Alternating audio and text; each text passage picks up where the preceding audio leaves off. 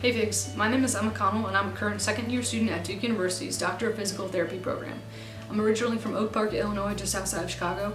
I went to undergrad at John Carroll University, getting a BA in exercise science in Cleveland, Ohio, and now as a Midwesterner, I find myself enjoying the warmer weather here in Durham, North Carolina. These days as a student, I'm pretty much on Zoom 9 to 4 every day, but I'm really excited for July of next year, where I start the third year of clinicals, where I'll be spending 6 months at the VA Puget Sound and then 3 months at a small rural hospital in Clyde, North Carolina.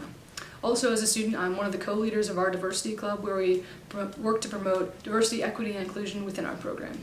Additionally, prior to the pandemic, I did have 2 jobs, one of which I no longer have, which was as a student worker for the Duke Adaptive Climbing program, working to help those with physical and mental disabilities learn to rock climb. The other was as a graduate assistant for the DPT program here, which I do have, but still on a very limited basis. And as someone who has worked my whole life through summers and throughout school years to save money as well as take out multiple loans for school, this has been a huge hit to my bank account.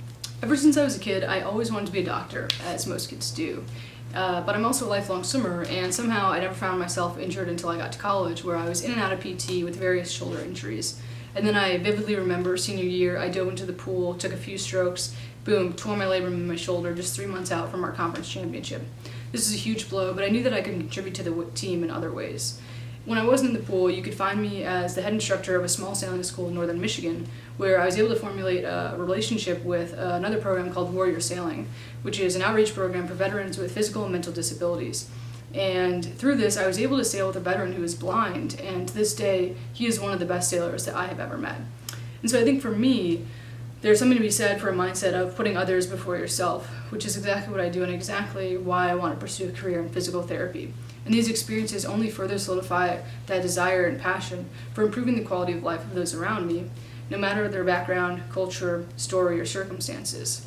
I was also fortunate enough to work as a PT tech during my gap year, where I was able to connect with patients and really form a relationship with them just through doing exercises and talking with them. And so I can only imagine how rewarding this career will be when I actually get to treat patients out in the clinic. To me, being a PT means being a facilitator, a mentor, a coach. As a patient, you're the one who's doing all the hard work, and I'm really just there to encourage and motivate you along the way. Sometimes I like to think of myself as the patient's biggest cheerleader. But as for the impact I want to make on healthcare, it's a really loaded question, but I really have a passion for helping those who are underrepresented and underserved. And so being drawn to those communities and wanting to create programs to help them receive quality healthcare is something that's really important to me. Additionally, I've also always wanted to serve in the United States Coast Guard, and so I'm sort of in the process of figuring out how I can be a PT in that environment and make an impact that way as well. What I love about physical therapy is that it's really a lifelong process. We don't just stitch someone up and send them on their way or see them in the emergency department for one night. It's a lifelong process of rehabilitation, whether that's through exercises or lifestyle modification. And so I think as PTs, we really have an opportunity to make a lifelong impact on our patients. And so something that's important to me, though, is really making sure that everyone in this country has access to healthcare. And so, in 5, 10, 15 years, making sure that we have free and reduced clinics for those who are uninsured or undocumented is something that's really important to me. And I would be grateful to have the opportunity to make that happen and start making free and reduced clinics for those who cannot receive healthcare, because it is right and everyone in this country deserves to have that quality healthcare. My main inspiration, drive, motivation mostly just comes from my patients and my family. Those people really push me to be the best that I can be. They help me apply new knowledge and provide the best care that I can. And so I also think that one of my other motivators is just wanting the world to know more about PT. As a kid, no one ever says, I want to be a PT or I want to be an OT. It's, I want to be a doctor, I want to be a lawyer. And so just letting the world know that PT exists and that we can really make an impact on everyone's life. And I know I'm certainly guilty of this. I said I wanted to be a doctor when I was a kid. I guess I was sort of right, maybe not MD, but DPT.